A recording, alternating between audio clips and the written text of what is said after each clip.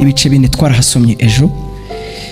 Duhere ku murongo wa 8 haranditse ngo iyo Yosuwa abaruhura, Imana ntiyajyaga kuvuga hanyuma iby'undi munsi. Nuko rero kubw'ibyo haracyariho uburuhukiro bw'isabato bubikiwe abantu b'Imana. Umva neza, iyo Yosuwa agira ate? Imana ntiyajyaga kugira ite? Kuvuga hanyuma iby'undi munsi.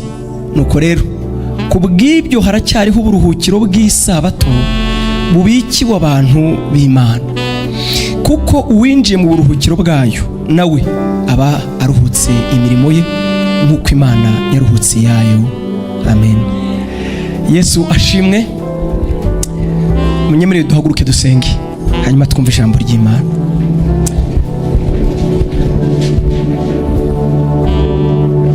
Uhoraho Mana nyir'ijuru n'isi, ni ikimenyetso cyo kukubaha, nta nubwo tuba tuzi neza ko ari byo, ariko mu mutima, mu buryo bw'abantu, tuba duhagurutse ngo tukubwire ngo turakubaye.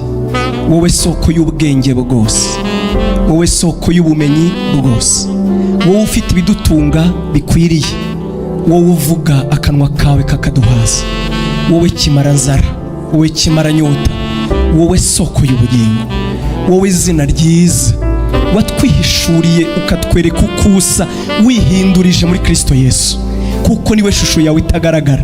Twaramubonye tuvirwa n'umucyo.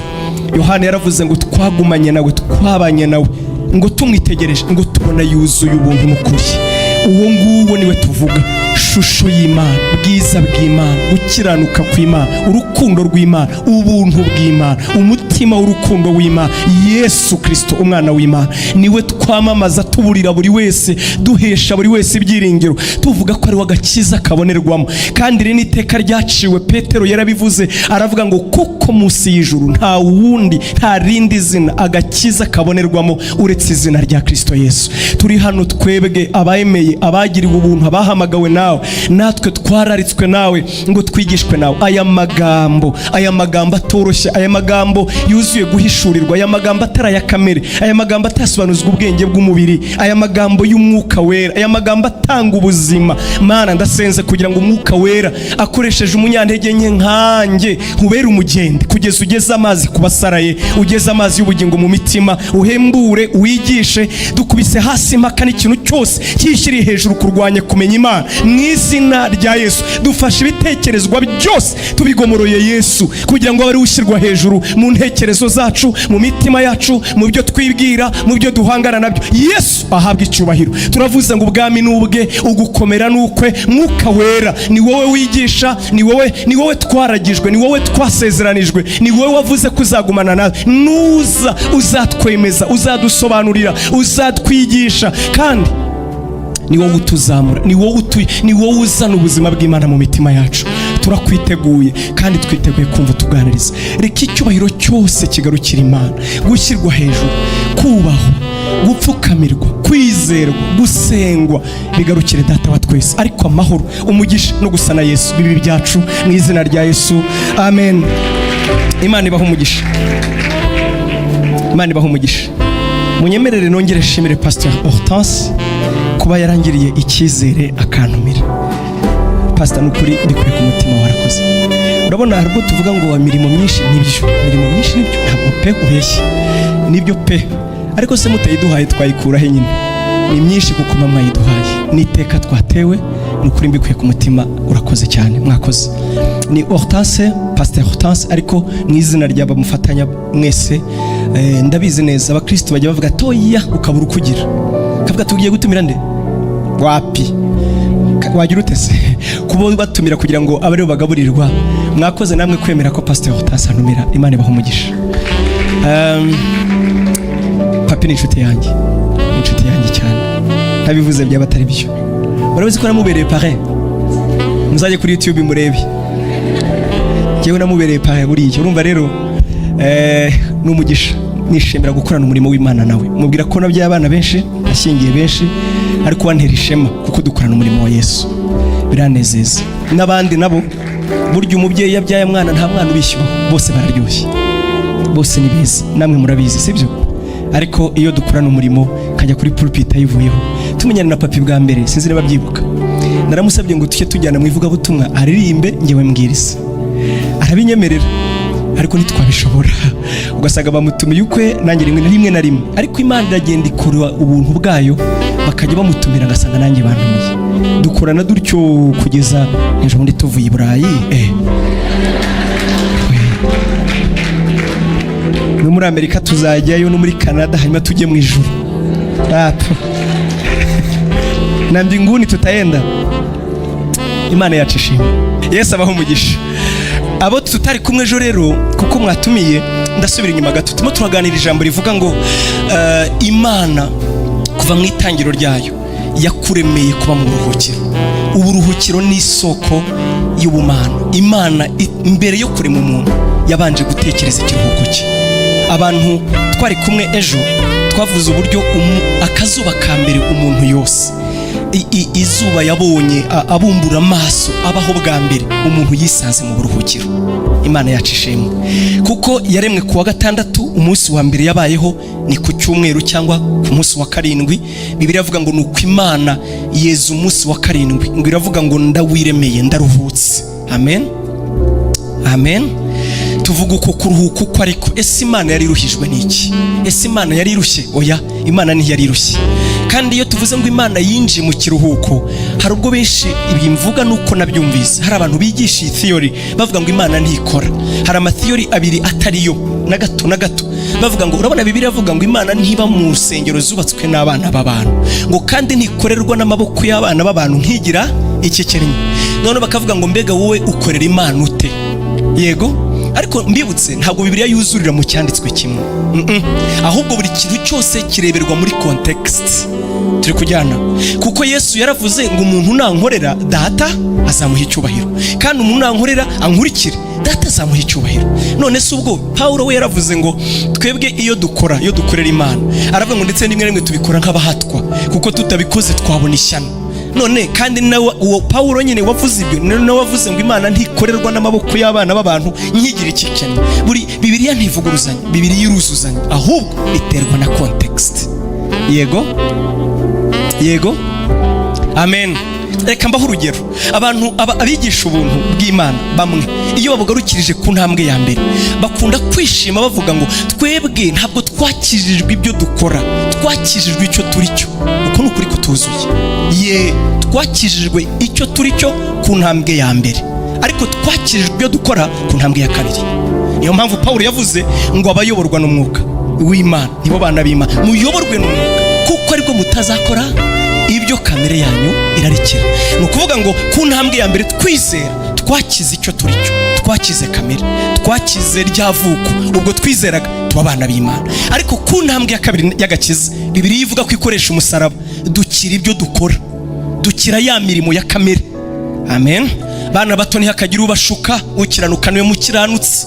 Umurimo wa Kristo ni warangiye, twarakijijwe, nibyo turiho turakizwa, kandi dutegereje kuzakizwa.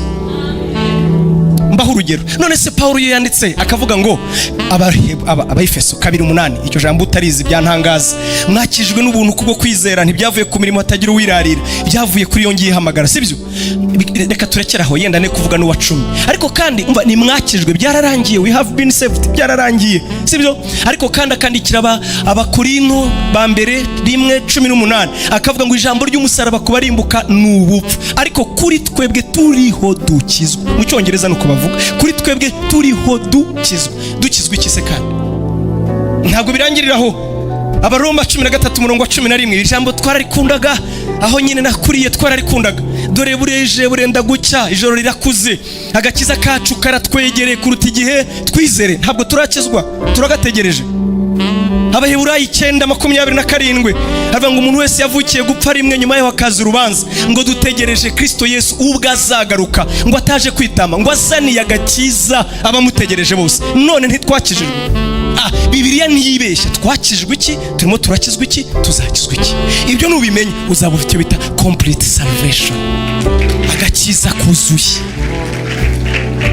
njyewe narakijwe ndabizi neza nzajya mu ijuru. Ariko n'ubu ni nayo mpamvu urabona hari abantu bazi ko twebwe ngo turi abanyamategeko. Pastor Futansi we ntabwo wari ubizi. Hari abajya bakundegera ati nawe kumbe bararego baregera vraiment kubera iki? Urabona iyo uvuga ngo mana wice na bya bindi ntabwo bivuze ko ntakijijwe, ahubwo impamvu bipfa nuko nakijijwe. Uzi ko umurongo wa 10 wavugaga handi ngo kuko muri abo yaremye ibaremeye imirimo myiza muri Kristo Yesu kugira ngo tuyigenderemo. Ibyo naho bihuriye n'icyigisho oya narindi muri introduction bonjour byari oya, ariko ni ngombwa kongera kubyibuka, kongera kwibutswa agakiza. Umuntu iyo yumvise ubuntu bw'Imana umunezero nanjye warandenze pe ukaneze ngiyewe nzajya mu ijuru, ubu nzajyayo kuko nizeye Yesu biranezeza pe, ariko ntibirangiriraho, umurimo w'ukomereza muri njye. Ni nayo mpamvu atanjyanye mu ijuru, ahubwo akeneye ko uzi icyo Yesu ashaka ni ukugira ngo we agaragare mu buzima bwanjye, agaragare muri njyewe, agaragare muri wowe. Amen.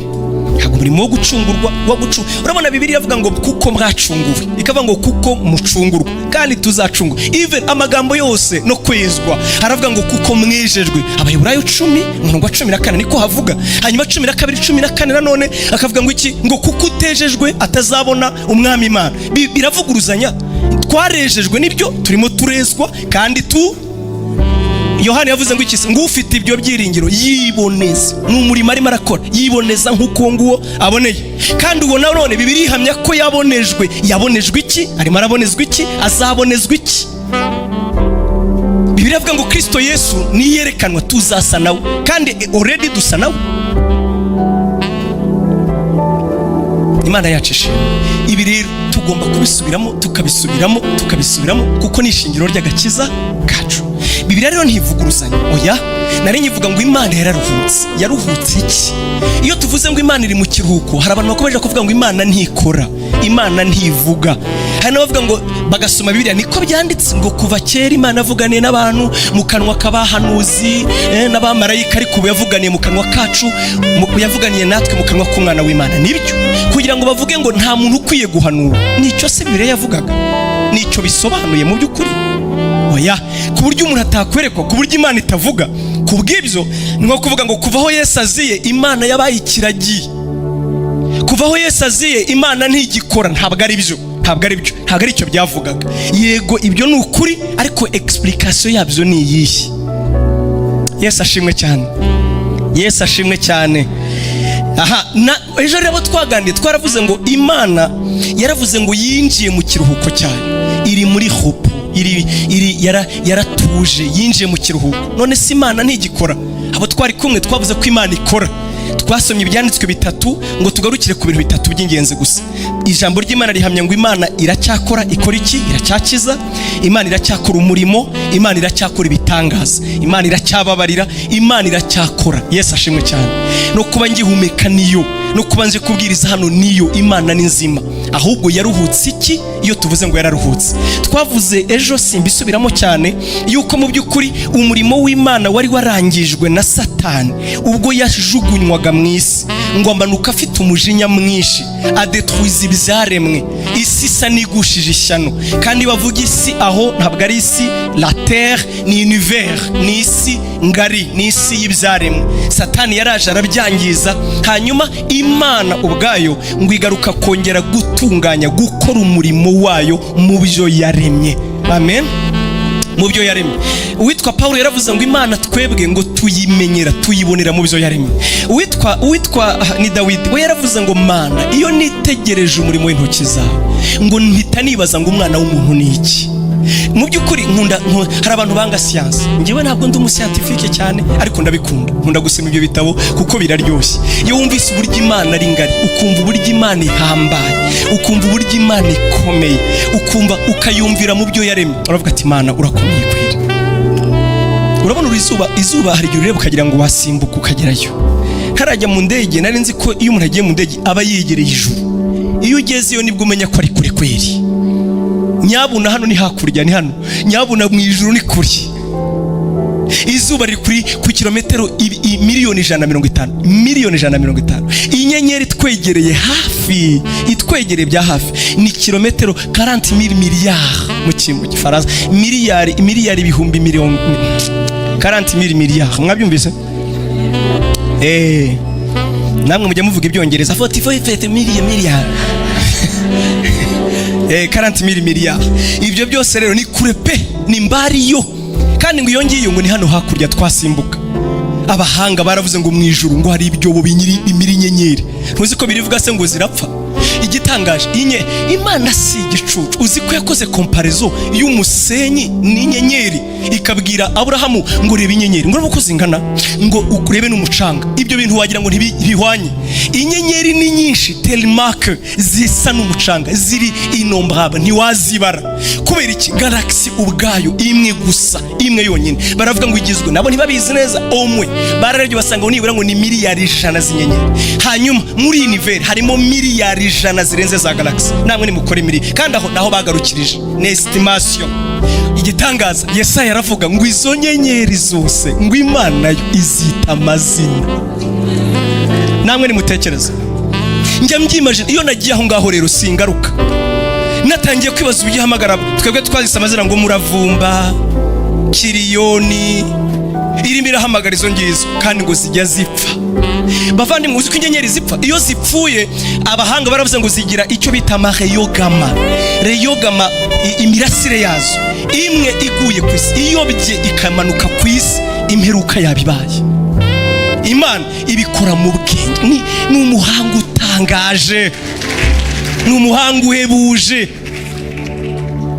Haleluya, haleluya, haleluya, haleluya, haleluya, haleluya, haleluya. Bibiliya ivuga ngo isanzure riririmba imbaraga zayo, isanzure rijya riririmba imbaraga zima.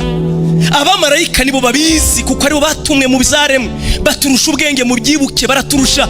Ngiyo bahagaze imbere yayo uzayo nta yindi bavuga, ngo baramureba bakavuga ngo ni wowe ukwiriye kwenda icyubahiro no gukomera no gusingizwa no guhimbazwa no gupfukamirwa. Bagasobanura impamvu ngo kuko ibyaremwe byose niwe wabiremye, icyatumye biremwa ngo nuko wabishatse. Ninde uzi papasi yabyo? Abahanga, nahoze ejo bundi ndi mu Budage, narimo ngana n'inshuti yanjye, ni umuhanga pe, babantu bakora mu bushakashatsi. Urabaza abantu b'abahanga bize, ejo bundi muri Amerika bamuhaye akazi, bamutwaye Ubudage, yakoraga muri labo, ni umuhanga cyane. Abahanga ngo baricaye baravuga ngo niba Imana yararemye isi ngo ikayirema ingana uko ingana, ngo abantu bayituremo, ngo Imana izi kugasipiya, ngo Imana niyo mu gasipiyeri wa mbere ubaho. Ngo kuko isi ubundi erega na Yesaya yarabivuze, ni siyanse ye yaravuze. Yesaya 40, ntabwo ari njyewe, yaravuze ngo isi ngo uzi ko aya mahanga ngo ameze ngo iyo yageranije n'isanzure, yavuze uko avuga ngo ameze nk'umukungugu wafashe ku isahani y'umunzani.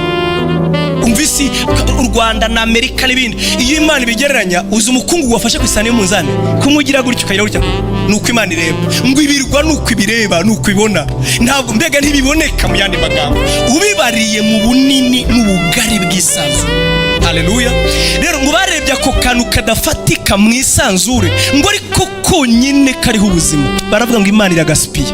Ngo ariko nyuma barigarura, ngo baza gusanga ngo impamvu bimeze uko kose ngo ni ukugira ngo ubuzima busohoke mu isi, ni ukugira ngo ubuzima bushoboke mu isi.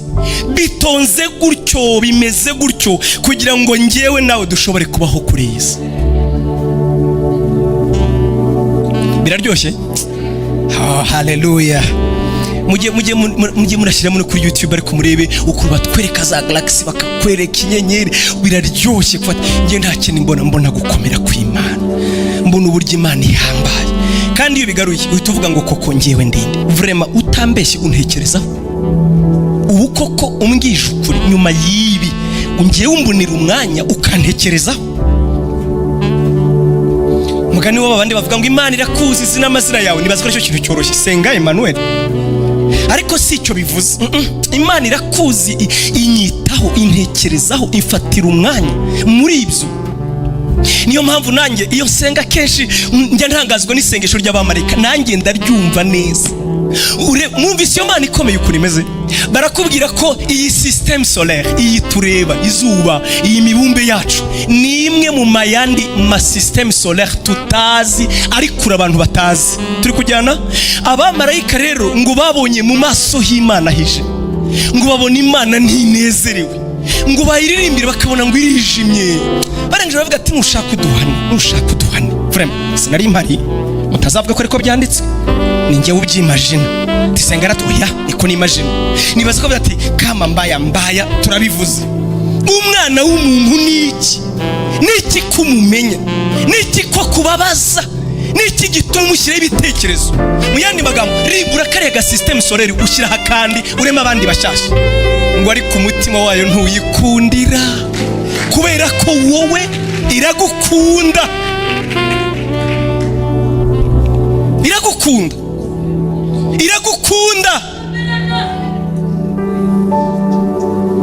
Hari umugore turi kumwe hano, reka ne kureba n'ahari kugira ngo atavuga ataramvuza. Reka nirebere hano n'ahandi atavuga ngo aramvuza. Yigeze kuza rimwe ari kurira, umugabo yamubabaje kwe, akambwira ati pastor ndapfuye. Kandi wamureba ukabura ko amenetse umutima pe. Ariko njye nkumva namubwira none se kutamureka, akarira avuga ngo ariko ndamukunda. Nuko Imana iteye. Turayibabaza abamarayika bakavuga ati ariko uri mu biti, rema gira gutya rimwe turema abandi. Ikavuga toya impamvu bandimo bari muri nge, ntabwo ufite uko nigira. Ndamukunda. Burya nutangira kubona impamvu z'urukundo ruba rwatangiye gushira. Nakupenda ni nakupenda tu.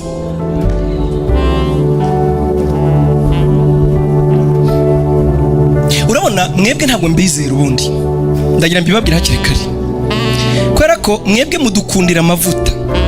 Umunsi yabuze muzareba ukuntu muzatugira. Sindaha ndabujya mbona nyine mu mpobera pastor se n'ukuri ko Imana ndago nibyo kabisa nibyo. Ariko ngenda bizi n'utuvuta. Uzajya uva Kibagabaga ujye Karumuna, ugiye kuvuga ati uramuherutse, asigaye avuga ukumva hakuna kitu. Ndabizi Imana ni kugirira ubuntu ukamenya ibyo ngewe ntaziho rero. Iyo sinjya muri badukandagira, asigaye avuga ikizi. Imana yaduhaye ubutumwa, kandi yenda nibyo wamenye nuko hari ibyo yenda Imana yagushyiraho fondation. Mwebwe ndabazi ni mu nkunda, na amavuta, ni grace. Hari umunkunda gusa, yankunze ndi umunyabyaha, ankunda ndi mubi, ankunda nashobotse, ankunda naguye, ankunda munaniye, ankunda mukomerekeje, ankunda nashobotse. Yes, yes, hallelujah. Imana yarakoze twambara imyenda. Bamwe muri twe baduhindurije, mwese mwakwiruka hano. Urako twigize utumarayika hano, Imana izo ati ndabahindurije. Ndavugisha ukuri, twahoze icyifuzo twese, widuhinduriza. Mumbwize ukuri niba mbeshye. Nihagira umanika amaboko avuga ati rwose baduhinduriza, mu mutima haza imbere, ninde ngo tumurebe. Ibyo muhisha se nibiki? Ibyo nibiki? Ibyo nyine kandi warabizi ariko aracyagukunda. Iyo tuvuze abantu bararakana, ntabwo tuvuze ko ibyaha ari byiza, no, ahubwo turavuga ko urukundo rwa Yesu rurenze.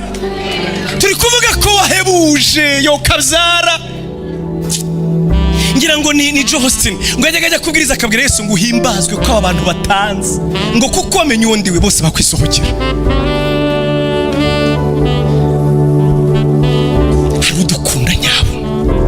Harudukunda kandi wakoze pastor n'ukuri kw'Imana. Uzi ko umuntu asa nk'umutumbira amureba. Erega mu Kristo wambajije ngo ariko pastor twatuvuye Igitarama, ndabyibuka turi mu modoka saa 7 tuvuye kurya brochette, ndabyibuka. Ubwo tuvuye kuvuga utumva ati pastor ngaho mbwira rero, ati turicaranye biriya mujya mwiririmbisha ngo mukumbuye ijuru muma muri seri. N'ukuri kw'Imana yo mu ijuru nanjye naratangaye. Wowe ntujye uri kumbura, hata se mwari munyehe. nagira ngo umenyeshe ko ntamusubije kugeza na bugingo n'ubu, nabuze icyo umusubiza. Ijuru iyo hano ukase gutya werekeza hariya turabona twasenze, tujya tubona Imana yicaye tukayirema mu bitekerezo, ukabona Yesu agusekera, ukumva ijwi rye ryongorera.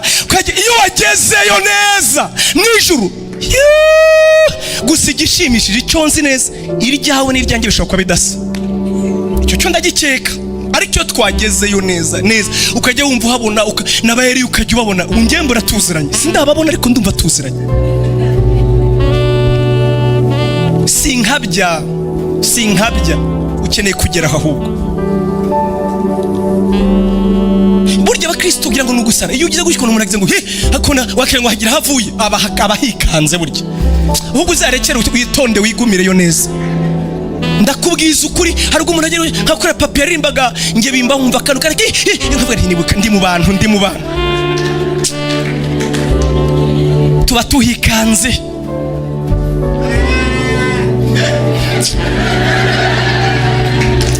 Tuba tuhikanze mbinguni piko, mwijuru tuzajyayo.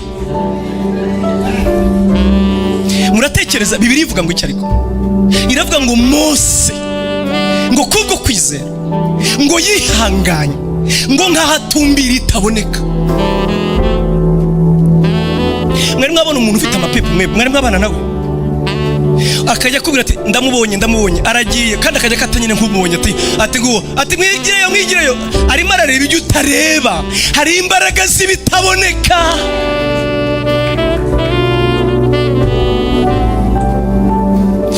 Mukristo mwizerwa ngo ageze ngo mu nzira we yahuye n'umuntu ukomeye cyane, ngo yamutesheje umutwe. Abasomye igitabo cy'umugenzi, sibyo? Reka nibugira akagakuru kararyohera. Mukristo ngo yahuye n'ibintu bikomeye mu gikombe, mucisha bugufi mu gikombe shidikanya Mana. Undi akamubwira ati sawe ntabwo hanyuze. Ati reka da, mu gikombe cy'iki? Ati ngiye nahanyuze ari ku manywa. Ati harabonaga nta kibazo. Ati ati ntabwo aho Yesu na Paulo wona. Ati gute se ko ngewe hari hameze neza? None se wowe Kristo bwawe ni tambarare ni sawa? Atoya, tenahuye n'umugabo umubi kuruta abandi. Ati nde? Ati soni atarakatsindwa n'Imana. Ati soni wanyegereye atagakoza isoni umusaraba nkumva ndazigize. Ngo yaramwegera mbwira ngo ari ku muntu w'umugabo ngo yicazwa mu rusengero ngo akarizwa n'ibyo abwirizwa. Umuntu w'umugabo ngo uwo muntu w'umugabo ukicara ngo babwirije ngo ukarira ngo ukerezwa n'imbaraga zibitaboneka. Aho niho naganaga. Iyo ijuru ryaje, ijuru umuntu ajyarizwa n'imbaraga zibitaboneka. Mwuka wera garura mu kibwiriza, ngarura mu cyigisho n'izina rya Yesu. Mwuka wera ngaruramo pe. Aba bantu batagenda bavuga ati ariko rero ntabwo yatubwiye ibyo yasomye. Sinababwiye se ko nyine mwebwe mutujajinga gusa. Byari byiza ariko ntabwo yagiye muri topic. Karone mwuka wera afashe. Amen.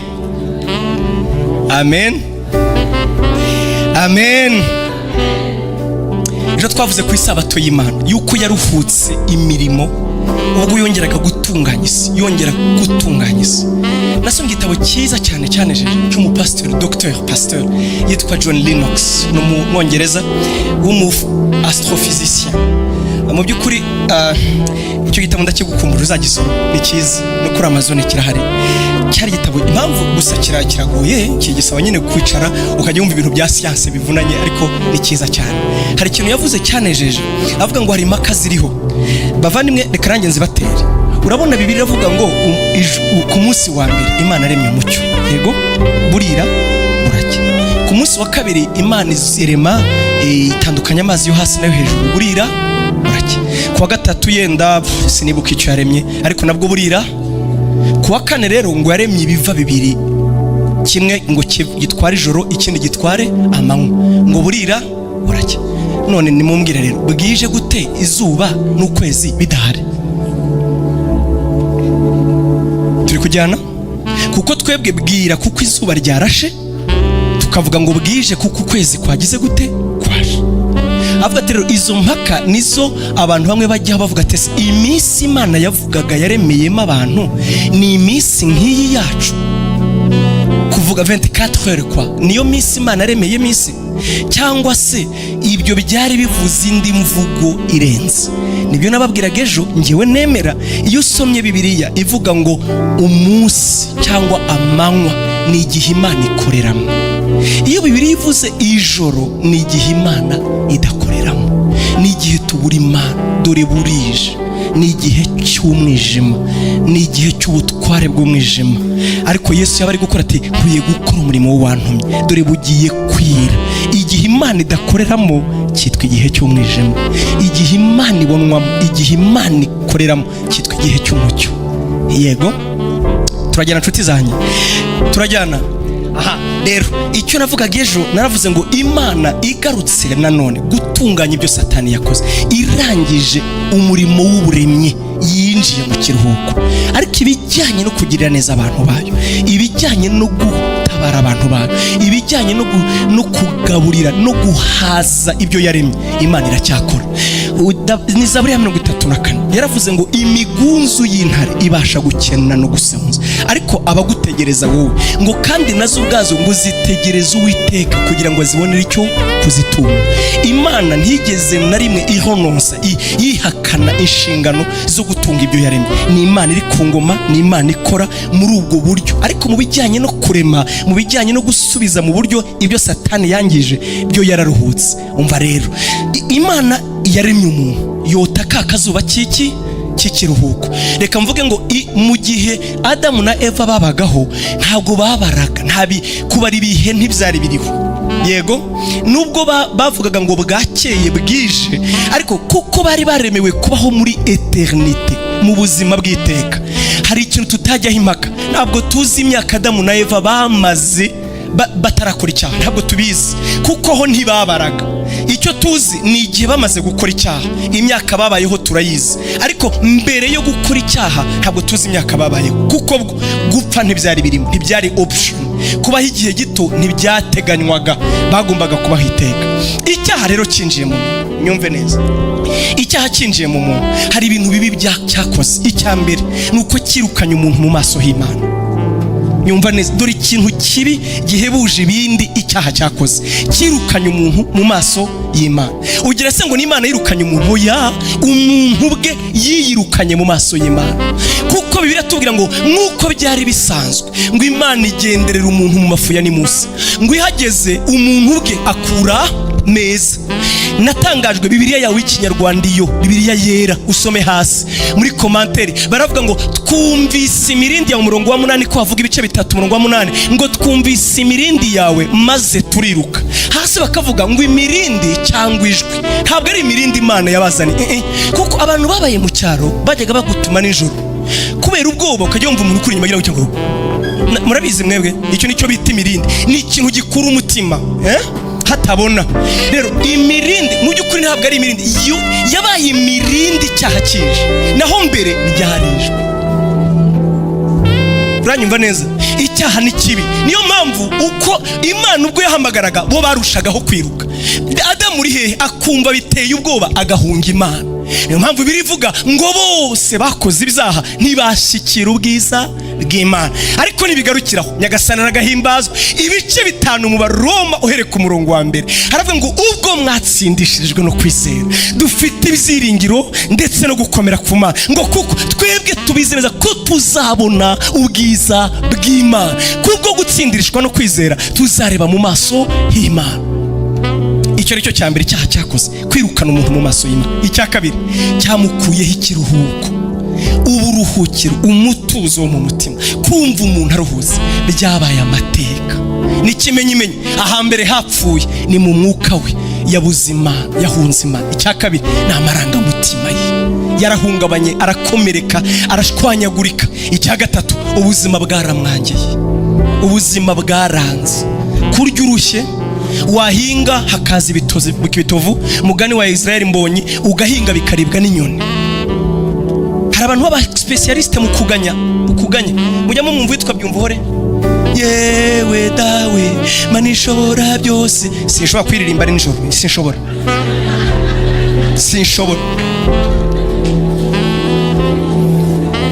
Bamwigendi bosa nyanya oya afazari ku manywa yenda nahangana nabyo. Hari abantu b'abasipesialisite mu kuvuga ububi bwiza. Ntimuzi bawundi baririmbye se ngo icyangira umuntu gitera agahinda. Afazari burakeye ariko uzi kumva nijoro kwema ndanga nk'abandi ndikanga n'ibyere nagira ngo ndarambagiza karangorwa n'abandi cyangira umuntu giteraga ugeraho kumva ubuze umwuka wa depression neza neza. Ndabeshya rero ugasanga umuntu higize afite 23 ans iyo avuga wagira ngo ni umuntu muri 75 yakuranye n'abaseba 8 azi ibintu by'imiruho n'imihati n'imitwaro yajya kuganira aterega icyangira umuntu w'imyaka 23 avuga umugani nk'uwo ngo yabaye musaza. Ibintu bitera depression ujye mu bindi ariko no biragatsindwa. Umva rero umuntu ibintu byaranze nonaganaga byaranze yahinga bikanga ubuzima buranga urwango ruranga. Uzi kubona umuntu nakunze Antoine Rutayisire ntihagare nge wabivuze ibi niwe nabikuyeho ngo poeme ya mbere yabayeho ni Adamu yaririmbiye Eva ngo aramureba arahishurirwa haravuga tuyu akara ko mu mara yanjye uyu azitwa umugore kuko yakuye mu mugabo. Umugore niwe abihimbye hatuyu ni derivé de moi ni avuye muri nge. Ariko icyaha kimaze kuza rero aramureba ati mwamonye nyirashyano ni watumye bibaho bino nyine. Iri shyano yo mutarirema ni magambo yanjye mutazavuga. Ni magambo yanjye ndabizi ko mujya muvuga ati senga ni amagambo yanjye. Ndi kumona ari kumureba ati iyo utaza mba ndiye kuri kira giti.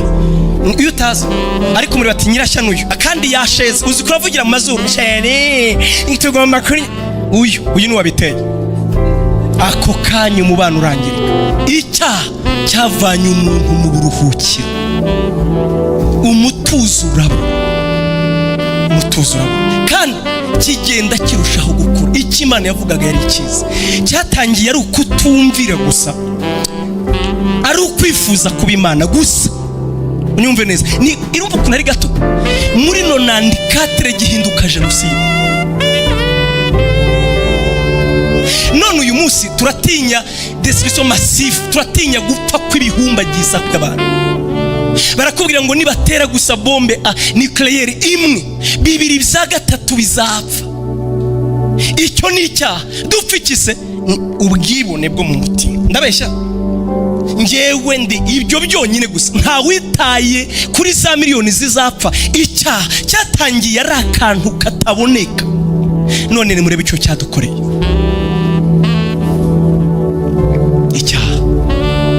Ikibi cyakuyeho umuntu buruhukiro. Umuntu abaho muri insécurité, umuntu abaho adahaga, umuntu abaho adatuje, umuntu abaho atameze neza. Haleluya. Imana data rero igisubizo yabonye cy'ibyo byose nkubwira, igisubizo yabonye yagitanze mbere. Ntabwo ari ngewe niyo yarivugiye ibwira Eva, ibwira uwo mugore ati ntureba uzababara pe uzabyara ubabaye. Ejo arona nosobanurira siyansi yaravuze ngo umugore ubyara ntabwo ari ngewe ni siyansi. Umugore yatwite kuva ku kwezi kwa mbere kugeza amezi 9 byaye ngo abagenze marato 30. Mwibutse ko maratari ibirometero 42 kuba rero 30 ibirometero 1260. Nguwo niwo mu ruhaba afite iyatwite. Ntabwo ari ibyo byonyine iyo abyara. Nigeze koza umuntu ariko ibise bimera gute harande ati use ngusobanurire ngo iki ati bise agenda nzanira igitoki ngo ntwazane igitoki ngo kinyuze mu izuru ryawe.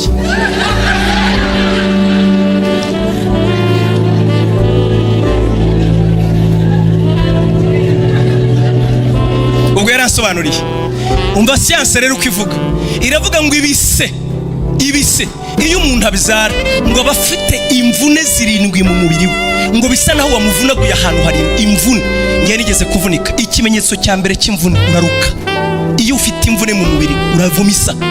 Rero ibaze nawe umuntu ufite imvune 7 ahantu hatandukanye mu mubiri ahantu 7. Ni nayo mpamvu ntihagira umugore w'umuhanga dusobanura ibise bimera bite nta magambo. Ibise ni ibise nyine. Uyu muvumo wari ukabije pe wari mubi. ariko Imana iramubwira ngo ihumure ryawe rizava mu zabyara, hazakomokamo umenagura umutwe y'inzoka iguteye umuruho. Ibyiringiro byawe biri muri uwo. Haleluya. Pawulo aravuga ngo umugore azajya akizwa mu ibyara rye. Kubera iki?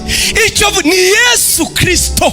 Byiringiro by'abizera ni Yesu Kristo uzatumenera umutwe ya nzoka ya kera yatuvanye mu byishimo, yatuvanye mu munezero, yamanukanye umujinya, inaniwe isenya iby'Imana yaremye, iza gusenya umuntu. Kubera iki gusenya umuntu?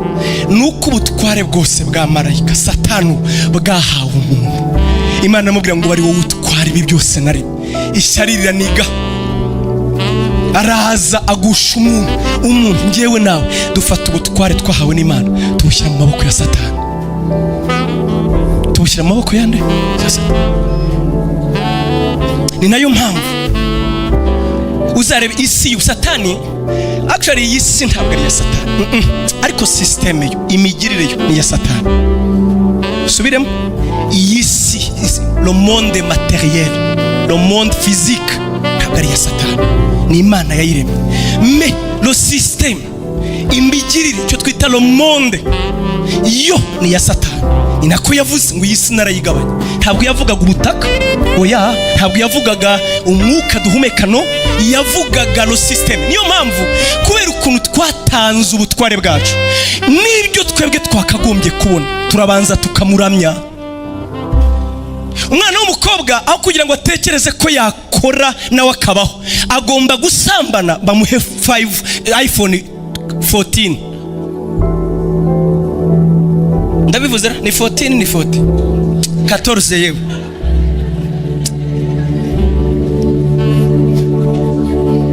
Mu Kinyarwanda 14 bamuhe iPhone. Ibyo twese Satani icyaze, ibyo twari dufite uburenganzira turamuramya mbere kugira ngo tubibone.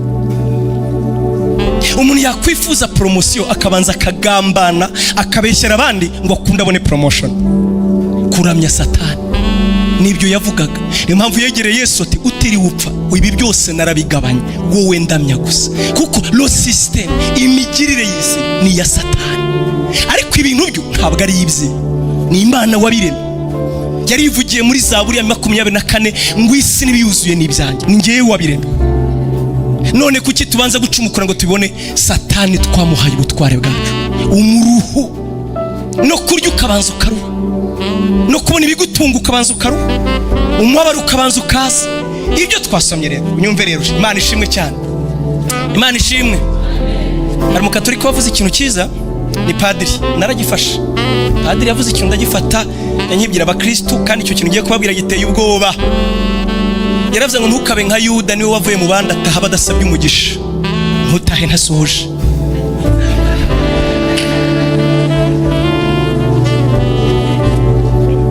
Imana yacu ishimwe cyane, Imana yacu ishimwe.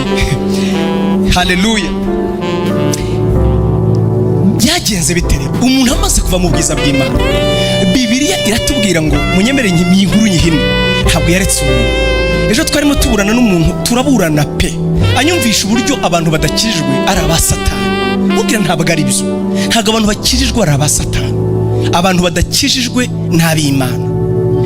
Hatoye n'aba Satani. None se bamaze gukora icyaha babaye iki? Ndambwira nibyo, bamaze gukora icyaha baraguye, babikiremwa cy'ikinyoma, icyo twita kamere.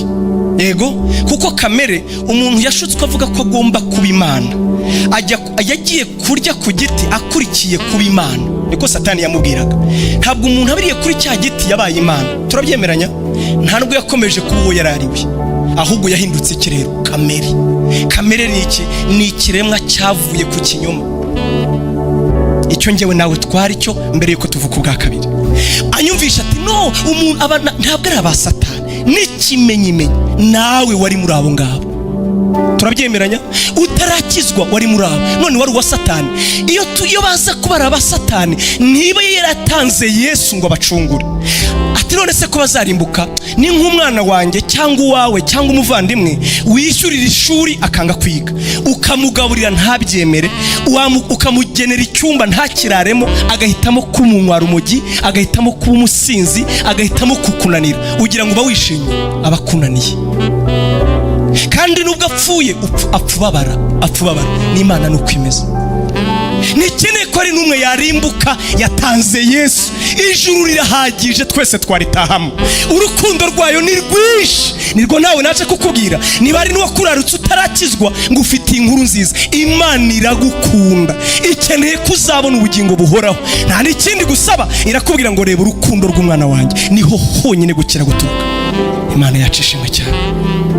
Umuntu aragwa rero, ihamagara ishyanga rya Isiraheli, murabyibuka? Ihamagara Aburahamu kugira ngo imukure mu bwoko, imukure mu muryango, imukure mu abantu b'Imana. Aburahamu amaze kuza, havamo Abisiraheli. Abisiraheli bamaze kuba ishyanga, haleluya. Pawulo yatubwiye impamvu Imana yabatoranije mu cyambere, umuntu kugira ngo babitswe ibyasezeranijwe. Uzi ibyo ari byo? Rwa rubyara Imana yasezeranije nde? Aburahamu n'uwa kabiri yasezeranije nde? Eva. Yasezeranije Eva, ikamubwira ngo hazavamo umena umutwe. Imana ishimwe cyane. Igeze kuri Aburahamu, Imana yongera kuruvuga ati muri wowe hazavamo urubyaro, amahanga yose ni hazaherwa iki? Umugisha. Ngo itoranye ishyanga rya Isiraheli, ngo ibabitse ibyasezeranijwe, ibahereza uburyo bwo kubaho. Mu yandi magambo, ibahereza ubuzima bumeze nk'ishusho. Niko Bibiri tubwira, ubuzima bw'Abisiraheli bwari ishusho. Ntabwo bwabwo bwari ubuzima bw'Imana, ahubwo bwari ishusho y'ubuzima Imana izatanga muri Kristo Yesu. Umva rero, Imana kimwe mu byo yabahaye ni cya kindi batakaje. Irababwira ngo ibahereza isabato. Isabato, bavandimwe, namwe nimumbwire, ninde muntu ukwiye gutegekera undi kuruhuka? Nimumbwire namwe. Normalement njyewe iyo naniwe, iyo ndushye ndaruhuka, ariko isabato yabaye umutwaro. Imana rero irababwira, niho twasomye, irababwira ngo isabato mbahaye, nyibahaye ngo ibabere ikimenyetso. Iyo nakuyemo amareti simbabona, niyo mpamvu nyasubizamo vuba vuba. Biratangaje. Mu 50 zaba ameze ntera. Umva rero, Imana iravuga ati ibyo mbahaye, isabato mbahaye, nimuyubahirize, ndetse ndanayikomeje, kuko utazayubaha muzanamwica. Normalement ntiturenganye, gute njyewe umpatira kuruhuka? Ariko Imana isobanura impamvu ngo ntabwo ari yo ubwayo, iyo ni ikimenyetso. Mujye muyubahira kugira ngo njyewe Uwiteka mpore nibuka ko ari isabato naruhutse, ubwo narangizaga imirimo ya Satani. Unyumve neza, namwe haleluya, mujye muyiruhuka kugira ngo munyibutse isezerano nasezeranye, yuko nzongera nkarema isabato, nkarema uburuhukiro mu mitima y'abantu. Isabato y'Abisiraheli ngo baruhukaga imirimo yabo. Iravuze ngo ntihakagira umurimo mukora. Bavandimwe, iki Imana yabivugira giki? Nuko mu busanzwe Abisiraheli, mwibuke, umuntu amaze kurya ku giti kimenyesha ikibi n'icyiza, nabo bahawe amategeko amenyekanisha ikibi n'icyiza. Turabyemeranya? Yego. Nkunda kubaha urugero ruto. Urabona Bibiliya ni igitangaza, kugira ngo wumve ko tutakijwe amategeko atakigenga abantu. Urabona Bibiliya avuga ngo imbuto z'umwuka ni zihe? Imirimo ya kamere d'abord, gusambana, no gutukana, no kwiba, no kwica, no kuroga. Bibiliya yasanze ari myinshi, iravuga ngo nibindi nk'ibyo. Ntabwo twabirangiza, it's too much. Ariko yanjye iravuga ngo nanone imbuto z'umwuka ngo kimwe gihabanye n'ikindi. Niko Bibiliya yavuze ngo ibyo umwuka yifuza ngo nibyo kamere yanga, ngo ibyo kamere yanga ngo nibyo umwuka agira gute? Yifuza. Ngo ubwo ibyo bihabanye rero ngo muyoborwe n'umwuka. Ariko usomye ubona bidahabanye, kubera ko imbuto z'umwuka zakagombye kuba kudasambana, kutica, kutiba. Siko bimeze? Siyo contraire se? Ariko se ariko Bibiliya ivuga biri ukundi. Imbuto z'umwuka zo ni zihe? Komeza. Hanyuma nyuma rero ikibazo ni iki? Kudasambana, kutiba, kutica, byo ni imbuto z'iki? Z'amategeko. Amategeko niyo avuga ngo ntugasambane, ntukibe, ntukice. Turi kujyana mbibabwirira ikibi ngibi. Nuko bavandimwe, iyo tuvuze ibi abantu bagira ngo tuvuga none se twebweho twemerewe gukora ibyo? Hoya, ahubwo Bibiliya itwereka uko bisohozwa muri twe. Abaroma 13:8 ngo kuko urukundo ari rwo rusohoza aya mategeko yose, ngo ntukibe, ntukice, ntugasambane. Bavandimwe, hari abakobwa badasambana kubera impamvu nyinshi. Iya mbere ni uko ari imfubyi, natwara inda zayijyana he?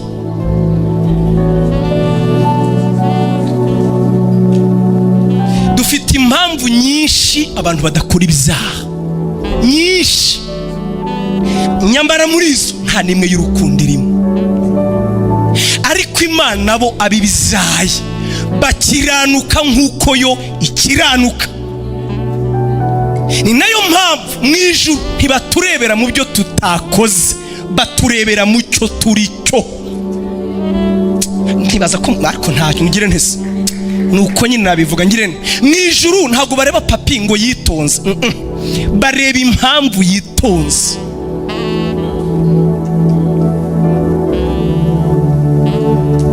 Ntabwo bavuga ngo ntiyavuze, hashobora kuba ari impamvu nyinshi atavuze, ariko mu mutima arimo aragutuka ku babyeyi no kubuzukuruza no kwasobanura. Amategeko yo rero yaravugaga ngo ubwo atavuze ni umukiranutsi. Niyo mpamvu Yesu yavuze ngo ngewe muzi ko amategeko yanyu handitswe ngo ntihakagire ugira atya, atariko ngende babwira ngo nurebye ntavuge. Kuki? Kuko ngewe nazanye ubuzima, nazanye imbere, ntazanye hahandi. Aho niho Imana yazanye. Aho rero ni umwuka uharema, aho rero ni umwuka uhakora, aho rero ni umwuka uhatunganya, aho rero ni ubuzima bw'Imana buhuzuye. Haleluya. Turi kujyana. Hari abajya babicuruka akavuga ngo no, ntabwo tuyoborwa n'umutegeko, ngo umubiri ngo ubishatse ngo urabikora. Oya, ninde wakushutse? Oya, ahubwo ababizawe n'urukundo nyabyo, ababyawe n'urukundo nyabyo. Urukundo nirwo rusohoza amategeko yose. Hari ugukiranuka kubiri, hari ugukiranuka kwa ntisinakoze, hari no gukiranuka kwa nabaye icyo Imana ishaka. Twese tukabirebera mu mbuto, mu ngeso. Ariko ofo umwe yaravutse naho undi we arwana n'amategeko. Uwo muruho rero wo gutunganira Imana mu mategeko, uwo murimo, uwo muruho witwa gukora. Unyumve neza, Bibiliya ivuga ngo iyo Yosuwa baruhura bivuze ikindi, ndaza kukibabwira. Ariko iki kiruhuko, iyi sabato yari isabato isemboliza, isobanura igishushanyo cy'uko Imana izazana isabato yo mu mutima, umuntu akaruhuka by'ukuri. Haleluya. Umuntu akaruhuka imirimo n'imihate yo gushaka gusohoza gukiranuka gutegetswe n'amategeko. Nicyo Yesu yavugaga. Amen, amen. Iki gihe niko nibaza, iki gihe sinibaza ko ari ikindi gihe cyabayeho cy'ubwenge nk'ubu. Iki gihe aba bajene basomye ibitabo, muratangira kuvugana ati uzi igitabo cyanditswe na Spurgeon muri 1830, atuzi igitabo cyanditswe na Moody. Twarasomye pe. Ubu tumeze nk'abantu bo mwatenaye, tuba dukeneye kumenya ibyadutse. Hari n'abaje hano kuri ibyo mpamvu gusa tujye kumwumva, hanyuma barimo barakosora. Kare yakavuze nabi, kano ntabwo ari akamenya, very top. Ngewe ntabwo azi ibyo nzi, abo ndabazi. Kandi igitangaje bo ntibajya bavuga, kandi ari abantu bakosora, baba dukosora twebwe. Nta nubwo baza hano se gute ko mwe muri abanyamubiri mwebwe, nuko bameze. Ariko ikibabaje kuruta ibindi, tubuze ubuzima, tuzi byinshi ariko ntitubaho nkabyo. Nicyo kibabaje. Ugira ngo isi y'ubusi ikeneye byinshi. Bibiliya yarakoze yokabyara, yaravuze ngo iyo nzira ngo izitwiye ababandi, ngo abagenzi naho baba arabaswa ntibazayiyoba. Ugira ngo bikeneye filozofi nyinshi, ahubwo bikeneye umutima wahindutse gusa. Bikeneye kumenya ko biri muri Matayo na Nuzi ukabihuza mu mutima, umwuka ajya bihuza. Kubimenya ni byiza pe, nicyo kigamijwe, kuba nicyo kigamijwe. Yesu ntiyatuzaniye ubumenyi, yazanye ubumenyi butubatura.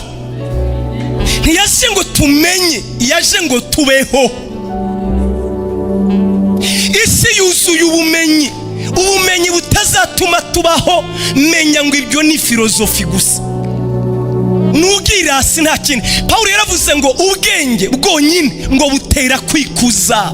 Ntabwo ari ngewe, Abaroma 8:1 yaravuze ngo ubwenge bwonyine butera kwikuza ubufite, ngo ariko urukundo rwo rurakomeza, urukundo ruratunganya, urukundo ni imbaraga. Ibyo uzi ni, reka nkwereke ikikwereka ko ufite ubwenge gusa, ni ukwikuza kwawe. Njyewe sinatenda barasi bavuze iki, ntacyo uzi ahubwo, kuko urukundo rwo rurakomeza. Amen. Abisirayeli bari mu butayu, Imana ibahaye amategeko. Yego, ubu turimo turagana ku musozi. Ibahaye amategeko, imaze kuyabaha isabato, batarava mu butayu, iki yibaha yarabagerageje. Ngo ibwira Mose, singewe ni Kuva 16, ibwira Mose iramubwira ati rero mbahaye mana, nzajya mbahereza ibyo kurya bikwiriye buri munsi, mbaha ibyo kurya bikwiriye buri munsi. Mubitoragure ku munsi wa mbere, mutoragure bakwiriye, nimugere ku wa gatandatu mutoragura n'ibyo ku cyumweru, ntabwo bizapfa. Ngo banga kumvira Imana ngo ku wa gatandatu dimanche, mbega ubusa Sunday cyangwa se ku munsi wa karindwi babarabyutse, cyangwa Saturday tugira abo dupfa, cyangwa isabato barabyuka bajya kubitoragura, ngo basanga nta byaguye. Imana ibwira Mose ngo mwabonye imitima yanyu, nabibabwiye ngo mbagerageze, none mubyutse sinababwiye ngo ejo mutoragure, kuki mutanyumviye? Aho nyine ngo umugore umwe ku isabato, abandi bagiye kumva iby'Imana, ngo abyuka ajya gutoragura udukwi. Ngo baramufashe rero, bamufata, wabonye wa mugore ntiyubashye amategeko, ngo bamutera amabuye arapfa. Ya sabato ibabera umutwaro. Mu mitekerereze y'Abisirayeli baravugaga ngo nitugera mu gihugu cyacu, natwe nidutura, natwe nitugera iwacu, tuzubahiriza isabato. Unyumve neza, mu mitekerereze Mana, nuko turi mu butayu, ubuzima buragoye, nitugera iwacu isabato tuzayubaha. Niyo mpamvu yarya jambo rero ngo ubwo binjiraga mu gihugu cy'amasezerano, Yosuwa abwira Abarubeni n'Abagadi, Imana yari yarahaye igihugu inyuma ya Yorodani, ati mwebweho mwageze mu buruhukiro bwanyu. Uburuhukiro bwumvise ni muri cya gihugu, noneho nabo bazabasha gutengamara, yego, n'isabato bakayubahiriza. Hanyuma ngo ababwira ati namwe rero murwanire bene wanyu, nabo babone uburuhukiro bwabo, babone igihugu cyabo. Bavandimwe, ndagira mbibutse ngo Abisirayeli barwanye bavuga ngo nitugera mu gihugu cy'amasezerano tuzaba turuhutse imiruho, tuzaba turuhutse imihati, tuzaba turuhutse ibituvuna, tuzaba turuhutse ibyatugoraga, ubutayu tuzaba tubukize cyane. Bakibuka amagambo Imana yabwiye Mose ngo igihugu mbajyanamo ngo ni igihugu cy'amata n'ubuki, ntimuzifuza, dore igihugu ntimuzakena, ngo muzamara imyaka 3 murya ibyimejeje. Ibaze nawe, mumara imyaka 3 ntawe uhinga murya ibyime, icyo gihugu ntabwo kizabura imvura mu gihe cyacyo. Ngo iyo bagitekerezaga baravugaga ngo kukigeramo ni ukugera mu buruhukiro. Unyumve neza rero, dore ko naho riri. Ngo maze bararwana baragifata, bamaze kugifata akaga gatangira ubwo, kuko nyuma y'imyaka 40 bakivanwagamo. Kubera iki? Kuko isabato y'ukuri itari mu mitima yabo. Ngewe ntabwo nkunda kuvuga ibintu abantu bateye batabyumvise, hanyuma bateye bavuga ngo yavuze ibintu bikomeye ntacyo byabimariye. Iki cyuyase ni iki? Nge n'ubundi nari mbizi ntarabikubwira, ndashaka kubyumva. Igihugu cy'uburuhukiro bageze aho bavugaga ngo tuzaruhuka, nagira ngo umenyeshe ntibaruhutse. Kubera iki? Kuko mu by'ukuri kukibamo neza, kugituramo neza, nuko isabato nyayo yagombaga kuba yarabereye mu mitima yabo. Kuko ibyabirukanaga mu gihugu n'imirimo itegetswe na ya mategeko. Hari abantu bajya bavuga ngo nitugera mu ijuru tuzaruhuka. Niba Yesu atarakubera isabato, niba mu mutima Yesu atarakuryohera, twebwe dukumbuye kubana nawe, ariko muzi ukuri ajya turuhura isabato. Hari abantu bafite ubwoba, rega ngiye nakuriye ahantu, nanjye narabikoze rimwe nakuriye ahantu nshaka kuhavuga. Iyo wabwirizaga ukabura umuntu wihana, hari tekiniki imwe gusa twasigaranaga imwe ivuga ngo bene data Yesu aje uyu munsi wajyahe, twarababonaga. Uzi impamvu? they are not sure. Ashofati yabwirije ikizi, duhaguruka twisekera. Kandi kuko ari igihe umuntu abwiriza ukabwirirwa, bibaho pe, umuntu akabwiriza ukabwirirwa pe, ariko nyine ukaba nta kintu wavuze, ukabwira abantu kwihana atanazi icyo yihana icyo aricyo. Hanyuma wabona ugiye kuviramo aho ukavuga atari tekinike ya nyuma, Yesu aje wajya he, ukabona buke buke barahagurutse. Uzi impamvu? Ntabwo abizi neza. Isabato ntirabera mu mutima we, kuko aha na hejuru ndabatumiye pakesho ejo tuzavuga uyu murimo rero Yesu yavuze ngo nimuze mwese abarushye n'abaremerewe musange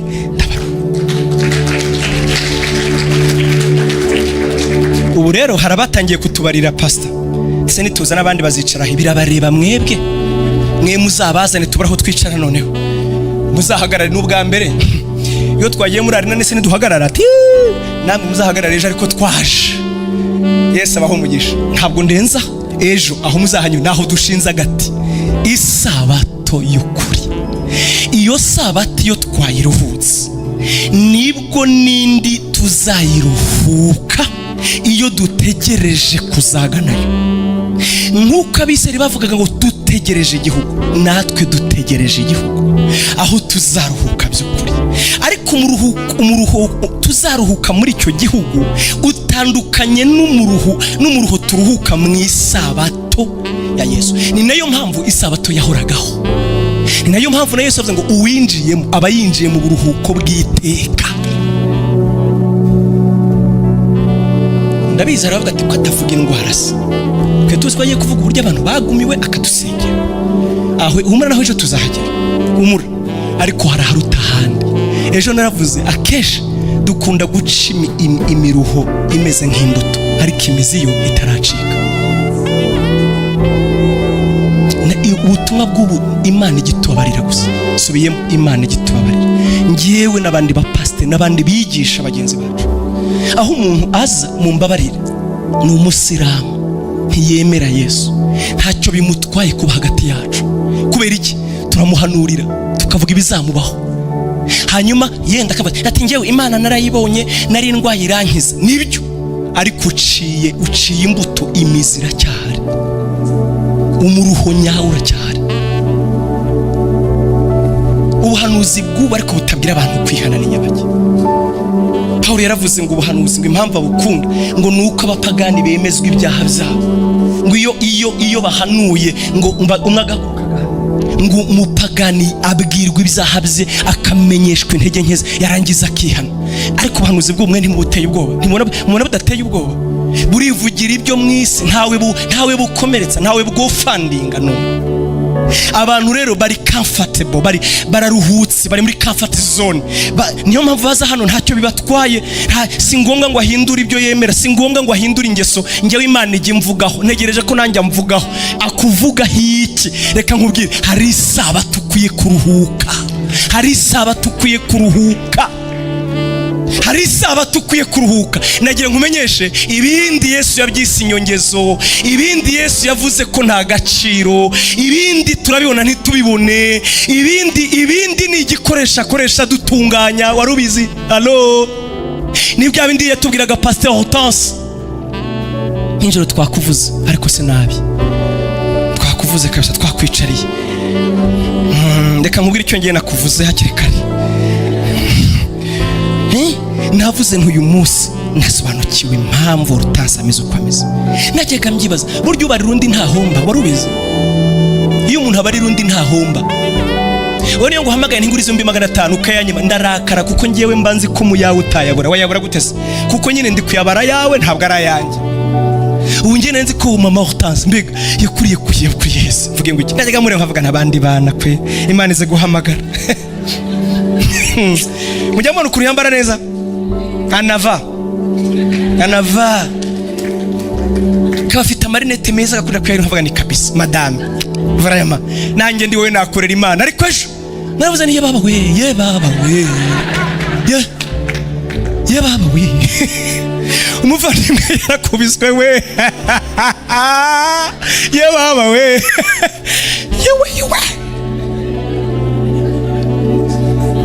yewe nutama nta kibazo yewe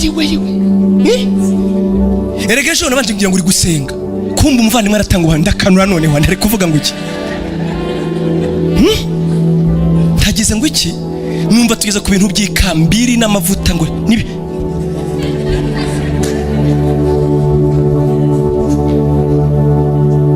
Yesu yahombye ikisi, ntimureba produit yavuyemo, ni ijambo, ni ministeri. Haleluya! N'abarinzi ku nkiki. Haleluya!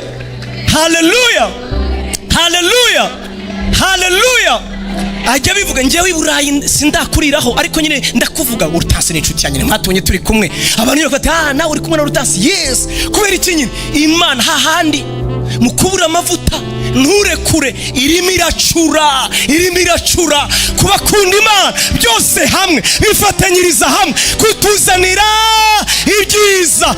Iyo dufite isabato nyayo, iyo Yesu yabaye isabato nyabyo, haleluya, ibindi kuri twebwe ni igikoresho cye.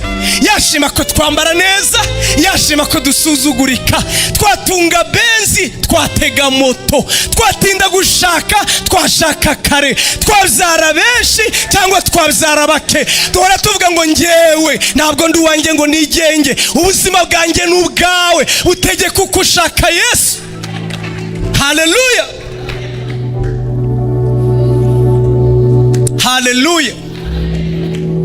haleluya. Ubu hari abayirakariye basaze, banditse n'inzandiko, nutabikora noneho iyi minsi 3 njyewe nawe nibigufiteho umugambi irorere urayikangasa. Ariko we icyo ngikundira ntisubiza, irakwihorera ukavuga, ukivumbura, ukivumbagura, ukivumbagatanya, ikakwihorera ugasanga ni yahindi tu, hakuna kitu. Ngo hari umugabo wigeze kwirega mu rukiko muri Colombia, ajyana ikirego mu rukiko, aravuga ngo yaramaze gufunga inshuro 6 akora ibyaha, ngo arangije afungura avuga ati njyewe ngiye kurega Imana. Ajyana ikirego mu rukiko, ategura dosiye, ashaka umuroya, ajya mu rukiko ati ngiye mfite ikirego cy'Imana, yandemeye iki? Icya kabiri, indema ntashobotse, funzwe inshuro 6, yanshakaga iki? Ikirego ngo abacamanza baraterana, basuzuma dosiye ye n'ikirego kibasanga gifite ishingiro. Babyumvise? Basanga gifite. Urubanza ruratangira rero, ngo bavuga ingingo zose, hanyuma umucamanza aravuga ati dusuzumye ingingo nomero akarongo nkuko byavuguruwe kugeza ubu. So uko abacamanza bavuga ati dusanze ikirego cyawe gifite ishingiro, atariko uwo wareze afite ubudahangarwa.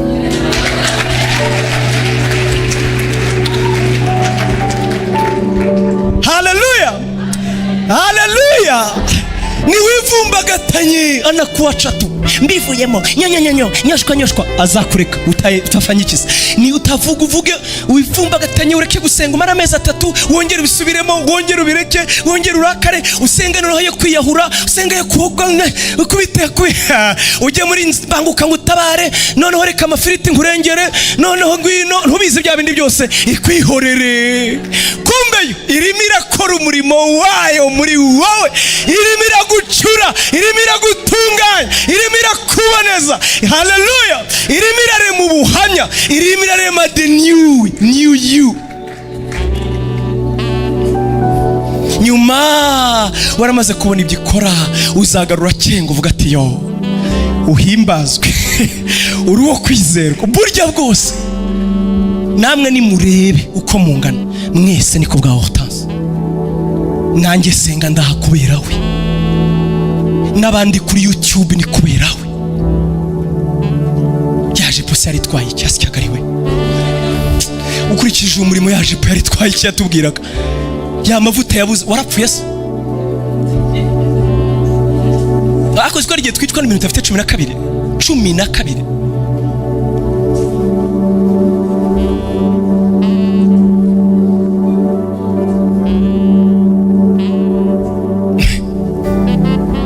yandeba abajene. Nuko hari pasiteri wamciriye umugani, twagiye kuvuga ubutumwa i Burundi, sinzapfa mwibagiwe. Yarambwiye ngo abasore ngo bahana bavayo ntubahana bajyayo.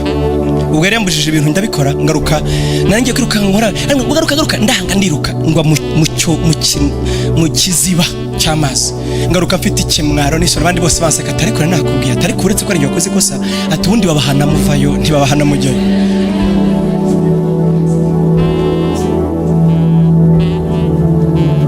Wakubwira ko utenda gupfa ntacyo uzaba, humura ntacyo uzaba.